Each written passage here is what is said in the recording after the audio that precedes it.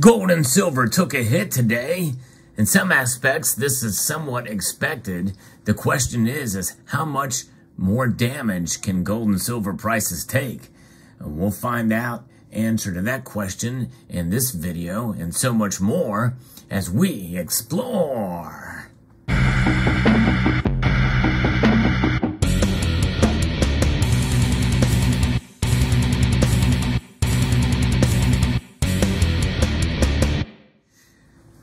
We're looking at the bottom for gold and silver now. You know, when the price moves up and for a continued number of days, it is somewhat expected to see a little bit of a pullback. And that's exactly what happened today for the second day in a row. That's a report to you from an article here on Kitco that talks about some of the price action on some of my own thoughts in here as well too. We'll try to get an idea and wrap our heads around the new bottom for gold and silver. Where will it be?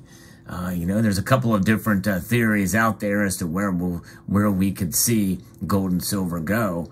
But nonetheless, they both took a hit today. Let's see where the metals markets are now. Just mere moments before they close, gold is down $9 an ounce, breaking below that psychological $2,000 an ounce mark, at least for now, down 0.45% today. So not a huge drop, but a noticeable one, especially since it's now below that $2,000 an ounce mark. Silver is down 33 cents. Took a bigger hit today, which typically is what happens, and it is down 1.3% as I record this video, down to just barely hanging on to $25, which is a psychological level in the ask price. It is at $25.10. So there's a dime's worth of difference between the two prices there. Platinum, palladium, and rhodium, though, are all up today. And so sometimes those metals can act somewhat opposite of what gold and silver do. But so we're seeing some profit taking. The fact that platinum, palladium, and rhodium are up, I believe, actually signals that we may be near the bottom for gold and silver prices. But nonetheless, the gold to silver ratio has widened a bit to 79.8. And for those of you who aren't aware, I do a live stream every Sunday night at 6 p.m. Eastern time as the markets open in Asia. So we can kind of track where the prices are going to give us some hint or clue as to what may be coming the following day, and that's today. Further drops were noted and expected, but many times it can turn around as well too. Here's what Kitco has to say about it. Gold and silver prices are solidly lower in trading on Monday. Heavy profit-taking pressure has been featured in both metals for the past two sessions after prices hit a 13-month high last week. The downside price action in gold and silver is so far normal corrections and uptrends that remain firmly in place on the daily charts. But gold and silver market bulls do need to step up and show fresh power soon to avoid some near-term technical damage being inflicted. June gold was last down, and May silver was down as well too.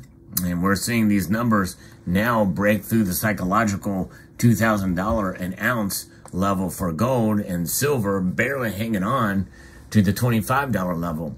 Those two numbers are magical in my view because they provide psychological support for these new foundation that is forming for gold and silver prices. And I believe that we're going to probably see gold regain that very soon.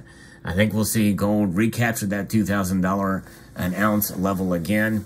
And I think that's going to be the new bottom for gold. Silver, even though it's just barely above $25 and is showing some resistance to that, I think that silver very well could hang on to $25 an ounce too, or at least $24.50 for a while.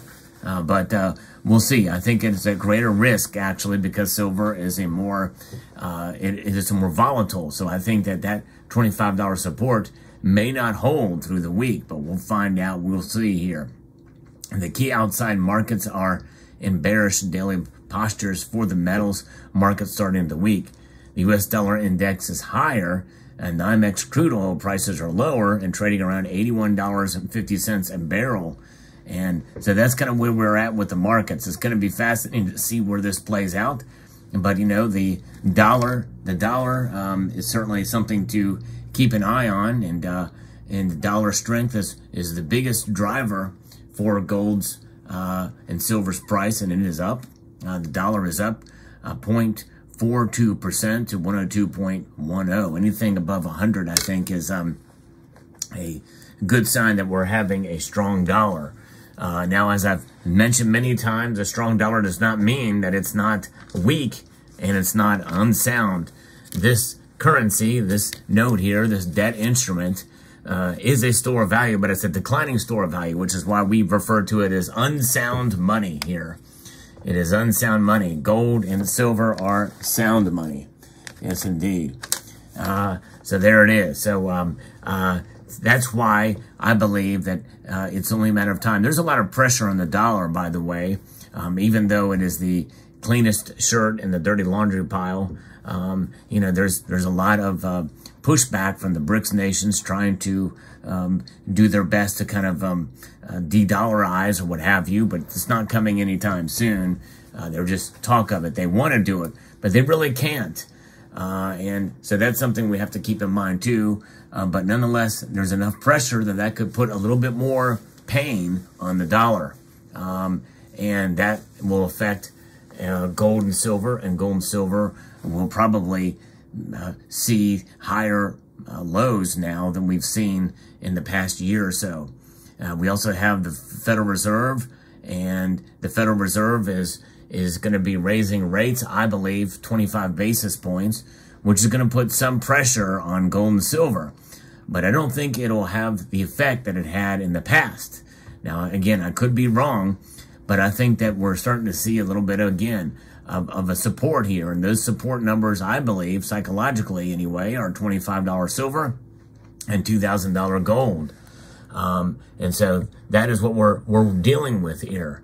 So it'll be fascinating to see where the markets go. Of course, all of this is just conjecture on my part. But where do you think the new bottom for gold and silver will be, considering 2 consecutive days of losses? Although today's were not nearly as bad of losses as we saw in Friday. So let me know what your thoughts. I'm very, very curious to see where your thinking is on this. Will there continue to be profit taking, and how do you translate these losses? Many people feel that it is coordinated efforts in order to keep the price low. That's price suppression, and we'll see. We'll see what happens. But nonetheless, May is when the Federal Reserve is going to be raising rates again. Some people, though, disagree and think they're going to pause in May. We'll find out. We shall see. Let me know there. And also, with gold and silver trading where they are now, down a bit, what are you seeing in terms of prices for gold and silver products out there? We did get a recent report from SD Bullion that they have lowered their minimum now, I think in half to $250 or thereabouts for a minimum order. Other companies have decided to increase their order minimums. I think to ATMEX, I believe, is 1. So there's great demand, and bullion dealers are trying their best to keep up with that demand. As the prices fall, premiums probably will go up. In other words, you may see the price of silver fall, 30 cents, and you may see the premiums stay up there, and you may only get a 15 or 20 cent discount.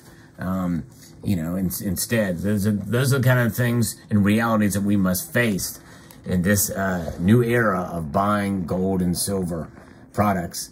It's just the name of the game. And how long will this continue? I don't know. As long as there's increased demand, I think we're going to see more and more people probably, coming to the grips in reality that they've got to pay more for their gold and silver.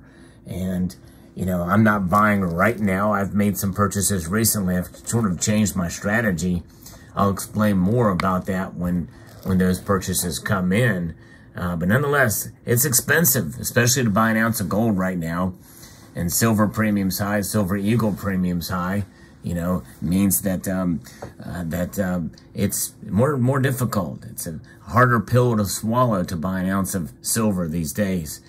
even in generic or other bullion coins.